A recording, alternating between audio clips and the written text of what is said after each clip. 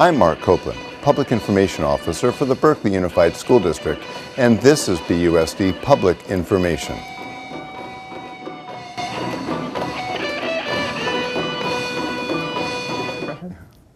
Well, Dr. Berreman, it's been a great week. It's the last day of vaccinations in the elementary school, and I understand you've had some great success.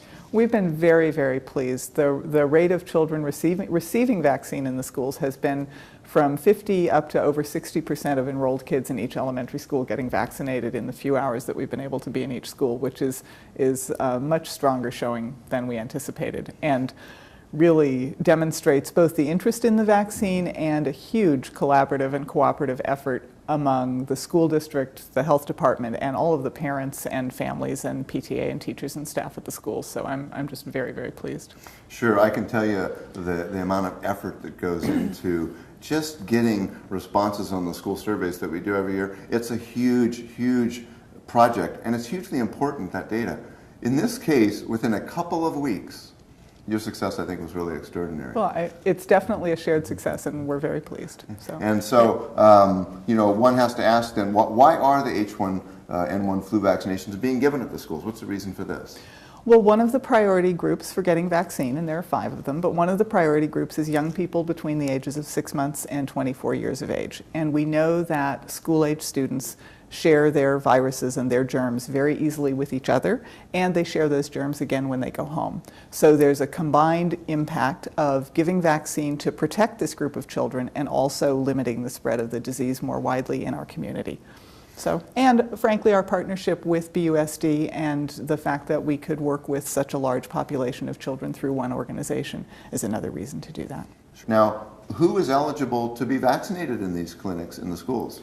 The school clinics are for students enrolled in the school at which we're giving vaccine on a given day.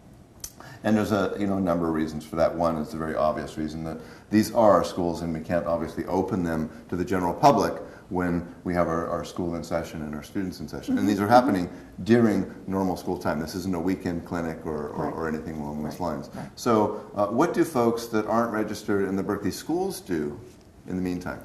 Well, as you know, the supply of vaccine has been smaller than we expected it to be, and it's been coming more slowly, and it's been distributed more unevenly than we would have liked. So it's been a frustrating few weeks for, I think, parents and people who want the vaccine for themselves or their children, as well as for us. The good news is that vaccine is flowing now in a little bit larger volume and a little bit more frequently. So we are receiving, we meaning the City of Berkeley Public Health Jurisdiction and physicians in Berkeley, are receiving shipments of vaccine, sometimes as often as daily, but every few days at least more vaccine comes into our community. So the first choice is for people to be in touch with their usual source of health care. And I would tell parents, even if you called your pediatrician 2 days ago and he or she didn't have any vaccine, you should check back, because the situation is really changing very, very frequently. Contra Costa County and Alameda County health departments have both had enough vaccine that they've been able to hold public community clinics, and Berkeley residents are welcome to go to those. And as soon as we, the City of Berkeley, Public Health Division, have enough vaccine, we also will be making the vaccine available in the community. And we certainly will be advertising and making that known to priority groups, and one of the priority groups, as I said, is school-age children. So for example, specifically, we'll be notifying private schools so that they can let their families know about that availability. And there's a number of mechanisms that you have in place, the nurse of the day, your offices. There are many, many ways to communicate directly with the health. There are ways to get information. The nurse of the day is not a place where we give vaccines, but it's a telephone information resource, and there's also information on our website. Yeah, and once again, with that, I really have to point out just the value and the benefit that we have in having one health department dedicated to one city. It's a huge, huge resource, both for us in the schools and for our community. We can see just by the number of kids that got vaccinated this week that there isn't an awful lot of concern in our parent community about the safety of the vaccine. I think that, frankly, the only questions that I've gotten about that are from the media. I haven't had any questions about that from parents. But why is this not a real concern? Well, I feel confident, and we feel confident excuse me, that this vaccine is very safe. And the reason is that it's a flu virus vaccine, and it's made by the same companies who make flu vaccine every year for seasonal flu vaccine. They're using the same processes and the same plant, and really developing the vaccine in exactly the same way. So it does have a different flu virus in it, but everything else about the vaccine is exactly the same as the seasonal flu vaccine that's been given to millions of people over many, many years, and is a very safe and effective vaccine.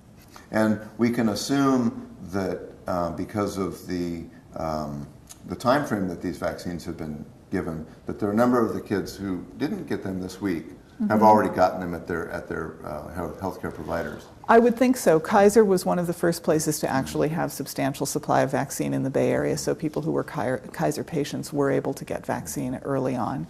And now, as I said, it's coming to more of the private providers in Berkeley, at least, so there should be plenty of other avenues for people to get it as well. At this point, we do not have plans to go back into the schools and do a second dose, but that's an ongoing conversation. Right now, because of the limited way in which the vaccine is rolled out, our first priority is to get the first dose to as many people as we can. And every day you'll have new information, new supplies, new opportunities. Absolutely. And so it's really, really important for people to stay tuned and listen to what's going on. And we'll do regular reports and keep people abreast of what's going on. So presuming that we're going to have a pretty high population that's vaccinated, which is a real important piece of it. That doesn't change the fact that we've got some pretty important practices that we need to continue to follow. Again, what are those best practices? Well, as I know you know from being with the school district, we have a campaign called Whack the Flu that teaches this to children. But the essentials are to cover one's coughs and sneezes, to wash hands frequently, and to stay at home when you're sick. And those things are really, they sound simple, but they're critically important, and they really do help keep everybody healthy. That's great. And just to get a better look at Whack the Flu and those best practices, let's have Cynthia Allman, one of our teachers and our kindergarten class at Malcolm X, show us the best way.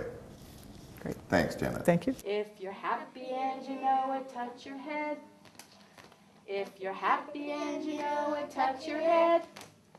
If you're happy and you know it and you really want to show it, if you're happy and you know it, touch your head. If you're happy and you know it, pat the floor. If you're happy and you know it, pat the floor. If you're happy and you know it and you really want to show it, if you're happy and you know it, pat the floor. If I wanted to eat something right now, would that be a good idea? It would be germy. It would be germy. We have to wash our hands. We've had our hands in our hair. We've had our hands on the floor. Some of us have even had our hands in our mouth or our nose. Yep, it's true. It's true. And you were outside. If we want to eat Annabelle's coconut, we have got to wash our hands. I want to remind us how to do the greatest, best job of getting the germs off our hands. Who can remember the very first part of washing your hands? Brian, the first thing you do. Turn on the water. You turn on the water and then You push your hands under there. get your hands wet and then stop. After you get your hands wet, Bella, what's the next thing you do? Soap. Soap. Put some soap. How much? One squirt. One squirt, one, maybe two if the first squirt's kind of small. And then what, Nasiah? Show me. Wash your hands. Rub and rub. A, B, C, D, E, F, Or you can do it G, backwards. H, I, J, K, L, M, N, O, P, Q, R, S, T, U, V, W, X, Y, and Z. Now I know my ABCs. Next time, won't you sing with me? That was great. Such a nice long scrubbing. Now all the germs are lifted up in the soap. Fiona, what's the next thing to do? Water. More water. Why? Because you need to get more germs off. Well, you need to rinse them away. And you want the soap off. Not in your face, just on your hands. You're going to let the water pour down on your You hands. don't want to eat the soap. You don't want to eat the soap. That'd be gross. And then you're going to what are you going to do? Shake them off. And then dry them with a towel. Dry them with a And towel. then throw them in the garbage. And the towel goes in the garbage. And don't share towels, because then you'll get someone else's germs on your hands, right? Okay?